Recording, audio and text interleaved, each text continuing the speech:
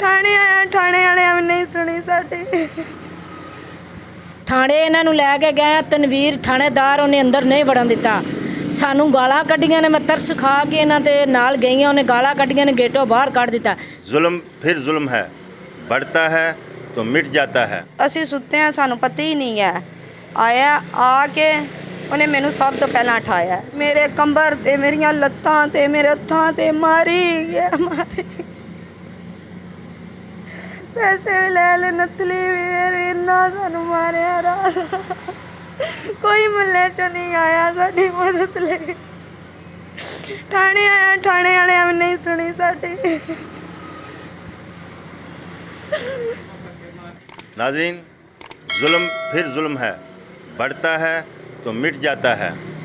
मानावाला में चोरी और डकैती की वारदातों में ख़तरनाक हद तक इजाफ़ा हो चुका है। हमारे साथ एक फैमिली मौजूद है जिनके साथ रात को 2:30 बजे डकैती की वारदात हुई है, जिनके घर में दाखिल होकर डाकुओं ने ना सिर्फ इनसे नकदी, जेवरात और मोबाइल फ़ोन छीन लिया, बल्कि इनको मार मार कर इनका बुरा हाल कर दिया। मियाँ बीवी और ये एक मासूम बच्चा इनके पास है।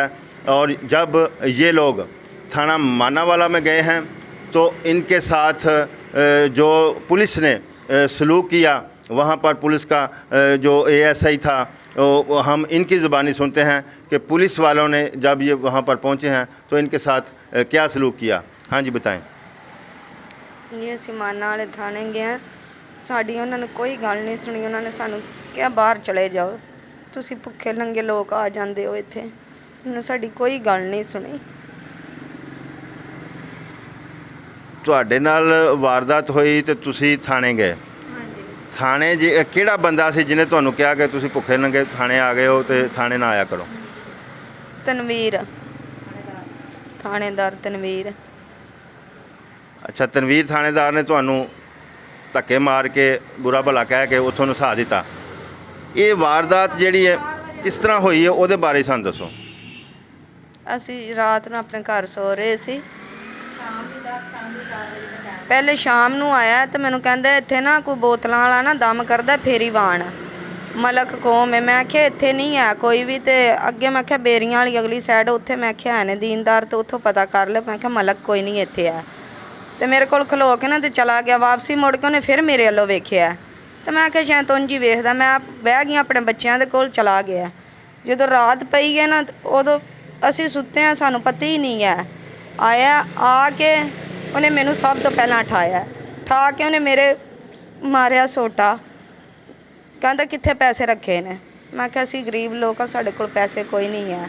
ਫਿਰ ਉਹਨੇ ਮੈਨੂੰ ਇੱਥੋਂ ਵਾਲਾਂ ਤੋਂ ਫੜ ਕੇ ਚੰਗਾ ਥੱਲੇ ਨੂੰ ਕੀਤਾ। ਕਹਿੰਦਾ ਪੈਸੇ ਬੀਬੀ 10 ਪੈਸੇ। ਮੈਂ ਕਿਹਾ ਉਹ ਉੱਥੇ ਪਏ ਨੇ ਪੈਸੇ।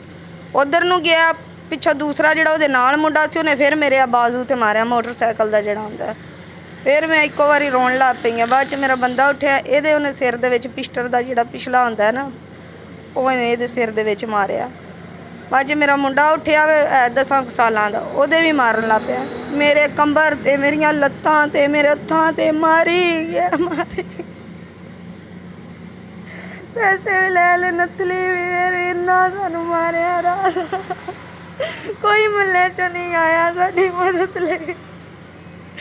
ਥਾਣੇ ਆਇਆ, ਥਾਣੇ ਵਾਲਿਆਂ ਵੀ ਨਹੀਂ ਸੁਣੀ ਸਾਡੀ।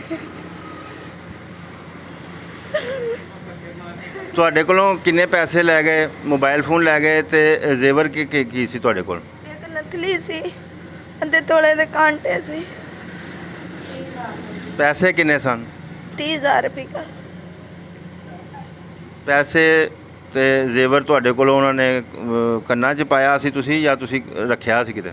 ਨਹੀਂ, ਮੈਂ ਕੰਨਾਂ 'ਚ ਪਾਇਆ ਸੀ। ਉਹ ਜਦੋਂ ਕਿਤੇ 4 ਵਜੇ ਆਇਆ ਨਾ, ਉਹਦੀ ਉਹਨੇ ਵੇਖ ਲਿਆ ਸੀ। ਮੇਰੇ ਨਥਲੀ ਪਾਈ ਵੀ, ਕਾਂਟੇ ਵੀ, ਤੇ ਪੈਸੇ ਬੈਗ 'ਚ ਪਏ ਸੀ, ਉੱਤੇ ਮੋਬਾਈਲ ਪਏ ਆ ਸੀ।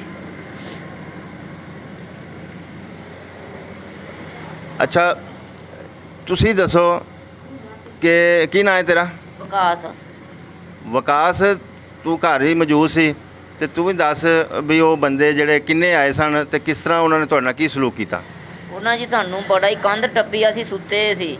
ਉਹਨਾਂ ਸਾਨੂੰ ਆਉਂਦਿਆਂ ਬੜਾ ਹੀ ਮਾਰਿਆ ਪੈਗਾ। ਫਿਰ ਸਾਨੂੰ ਪੁੱਛਿਆ ਪੈਸੇ ਕਿੱਥੇ ਨੇ? ਮੇਰੇ ਸਿਰ 'ਚ ਜਦੋਂ ਬੱਟ ਵੱਜਾ ਨਾ ਉਦੋਂ ਮੈਂ ਉਹਨੂੰ ਦੱਸਿਆ, ਮੈਂ ਕਿਹਾ ਵੀ ਬੈਗ 'ਚ ਪਏ ਨੇ ਪੈਸੇ। ਉਹਨਾਂ ਪੈਸੇ ਲੈ ਕੇ ਫਿਰ ਸਾਨੂੰ ਕੁੱਟਿਆ, ਫਿਰ ਅਸੀਂ ਖੱਪ ਪਾਈ, ਫਿਰ ਬਚੇ ਆ। ਤੇ ਜਦੋਂ ਤੁਸੀਂ ਹੁਣ ਸਵੇਰ ਤੁਸੀਂ ਦਰਖਾਸਤ ਲੈ ਕੇ ਥਾਣੇ ਗਏ ਸੋ, ਹਾਂਜੀ ਗਏ ਸੀ ਤੇ ਕੀ ਕਿਹਾ ਉਹਨਾਂ ਨੇ ਤੁਹਾਨੂੰ? ਉਹਨਾਂ ਨੇ ਸੁਣੀ। ਉਹਨੇ ਕਿਹਾ ਜੀ 4 ਵਜੇ ਤੋਂ ਬਾਅਦ ਆਵੇ ਤੇ ਨਿਕਲ ਜਾਓ, ਅਜੇ ਨਾ ਆਵੋ। ਹਾਂਜੀ ਤਨਵੀਰ ਨੇ, ਉਹਨੇ ਕਿਹਾ ਜੀ 4 ਵਜੇ ਆਵੇ, ਉਸ ਤੋਂ ਪਹਿਲਾਂ नहीं। धक्के बुक्के मांगेंगे। इस ख़ानदान की एक हमसाई ख़ातून भी हमारे साथ मौजूद है, हम उनसे भी बात करते हैं कि वो इस बारे में क्या कहना चाहती हैं। जी ਹੈਲੋ, ਅਸਲਾਮ ਵਾਲੇਕਮ ਵੀਰੇ। ਗੱਲ ਇਹ ਵੇ ਅਸੀਂ ਵੀ ਮਸਾਏ ਆ ਇਹਨਾਂ ਦੇ ਘਰ। ਵਾਕਿਆ ਇਹ ਗਰੀਬ ਬੰਦੇ ਨੇ, ਰੂੜੀਆਂ ਚੁਗਦੇ ਜੇ, ਚੰਗੜ ਬਲਾਦਰੀ ਪੇਟ ਭਰਦੇ ਨੇ। ਬਹੁਤ ਇਹਨਾਂ ਨਾਲ ਨਜਾਇਜ਼ ਹੋਈ, ਉਹਨਾਂ ਦੇ ਲੱਤਾਂ ਬਾਜ਼ੂ ਤੋੜ ਕੇ ਗਏ ਨੇ। ਉਹ ਬੱਚੇ ਦੇ ਸਿਰ 'ਚ ਅਸੀਂ ਸ਼ੋਰ ਸ਼ਰਾਬਾ ਸੁਣ ਕੇ ਆਏ, ਉਹਦਾ ਸਿਰ ਵੀ ਫਟਿਆ। ਥਾਣੇ ਇਹਨਾਂ ਨੂੰ ਲੈ ਕੇ ਗਏ, ਤਨਵੀਰ ਥਾਣੇਦਾਰ, ਉਹਨੇ ਅੰਦਰ ਨਹੀਂ ਵੜਨ ਦਿੱਤਾ। ਸਾਨੂੰ ਗਾਲਾਂ ਕੱਢੀਆਂ ਨੇ। ਮੈਂ ਤਰਸ ਖਾ ਕੇ ਇਹਨਾਂ ਦੇ ਨਾਲ ਗਈਆਂ, ਉਹਨੇ ਗਾਲਾਂ ਕੱਢੀਆਂ ਨੇ, ਗੇਟੋਂ ਬਾਹਰ ਕੱਢ ਦਿੱਤਾ। ਉਹਨਾਂ ਆਖਿਆ ਭੁੱਖੇ ਨੰਗੇ ਇੱਥੇ ਆ ਜਾਂਦੇ, ਤੁਹਾਡੇ ਕੋਲ ਕਿੱਥੋਂ ਆਏ ਪੈਸੇ, ਕਿੱਥੋਂ ਆਇਆ ਜ਼ੇਵਰ, ਇਹਨਾਂ ਨੂੰ ਲੈ ਤੇ ਨਿਕਲ, ਸਾਨੂੰ ਲਿਆ ਜਾ ਮੇਰਾ ਵੀਰ, ਸਾਨੂੰ ਤੋਹਫਾ ਚਾਹੀਦਾ, ਬੱਚੀ ਦਾ ਪਰਚਾ ਕੱਟਿਆ ਜਾਏ। ਅੱਜ ਇਹਨਾਂ ਨਾਲ ਵਾਰਦਾਤ ਹੋਈ ਹੈ, ਕੱਲ੍ਹ ਨੂੰ ਸਾਡੇ ਨਾਲ ਵੀ ਹੋ ਸਕਦੀ। ਅਸੀਂ ਗਵਾਂਢ ਮਸਾਏ ਆ, ਬਹੁਤ ਅੱਛੇ ਲੋਕ ਨੇ, ਬਹੁਤ ਨੇਕ ਲੋਕ ਨੇ। ਨਿੱਕੇ ਨਿੱਕੇ ਉਹਦੇ ਬੱਚੇ ਨੇ, ਕੰਨਾਂ 'ਚੋਂ ਕਾਂਟੇ ਲਾ ਲੈਣੇ, ਤੋਂ ਨਖਲੀ ਲਾ ਗਈ ਏ। ਉਹਨਾਂ ਦੇ ਨਾਲ ਬਹੁਤ ਜ਼ੁਲਮ ਵੀਰ ਹੋਇਆ। ਸਾਨੂੰ ਇਨਸਾਫ ਚਾਹੀਦਾ ਮੇਰਾ ਭਰਾ, ਤੇ ਇਹਨਾਂ ਦੀ FIR ਕੱਟਣੀ ਚਾਹੀਦੀ ਉਹਨਾਂ ਨੂੰ। ਸਾਡੇ ਵੱਲੋਂ ਤੁਹਾਨੂੰ ਮਿਹਨਤ ਹੀ ਹੈ। ਬੱਚੇ ਬੜੇ ਗਰੀਬ ਜੇ, ਬਹੁਤ ਹੀ ਗਰੀਬ ਨੇ, ਮਿਹਨਤ ਮਜ਼ਦੂਰੀ ਕਰਦੇ ਨੇ, ਖਾਂਦੇ ਨੇ। ਸਾਡੇ ਨਾਲ ਬਹੁਤ ਜ਼ੁਲਮ ਹੋਇਆ। ਥਾਣੇ ਵਾਲੇ ਸਾਡੀ ਨਹੀਂ ਸੁਣਦੇ, ਸਾਡੀ ਕੋਈ ਨਹੀਂ ਸੁਣਦੇ। ਇਹਨਾਂ ਨਾਲ ਮੇਰਾ ਵੀਰ ਇਹਨਾਂ ਨੂੰ ਇਨਸਾਫ ਚਾਹੀਦਾ। ਇਹਨਾਂ ਵਿਚਾਰਿਆਂ ਦੇ ਗਰੀਬ ਬਹੁਤ ਨੇ, ਇਹਨਾਂ ਨਾਲ ਬਹੁਤ ਵੱਡਾ ਜ਼ੁਲਮ ਹੋਇਆ। ਉਹਦਾ ਬਾਜ਼ੂ ਵੀ ਔਰਤ ਦਾ ਤੋੜ ਗਏ ਨੇ, ਬੱਚੇ ਦਾ ਸਿਰ ਪਾੜ ਗਏ ਨੇ, ਤੇ ਕੋਈ ਪੁਲਿਸ ਵਾਲੇ ਨਹੀਂ ਜੇ ਸੁਣਦੇ। ਤਨਵੀਰ ਸਾਹਿਬ ਨੇ ਆਖਿਆ ਚਲੋ ਨਾ ਜਾਓ, ਸ਼ਾਮੀ SHO 4 ਵਜੇ ਆਏਗਾ, ਫਿਰ ਕੁਛ ਕਰਾਂਗੇ, ਨਹੀਂ तो निकल जाओ, इतने दोबारा थाने च नहीं आना। ये हाल हो चुका है कि गरीब आदमी थाना में दरख्वास्त लेकर गए हैं और ये इनके साथ इंतहाई जुल्म हुआ है। ये औरत है, इसकी टांगों पे काफ़ी ज़ख़म है, इसके जिस्म पे ज़ख़म है।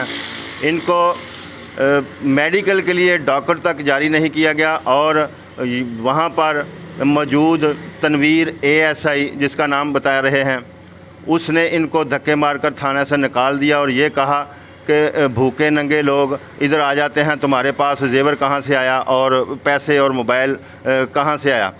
ऐसे वाक़यात को देखते रहिए, क्योंकि कोई देखे ना देखे, खलील तो देखेगा।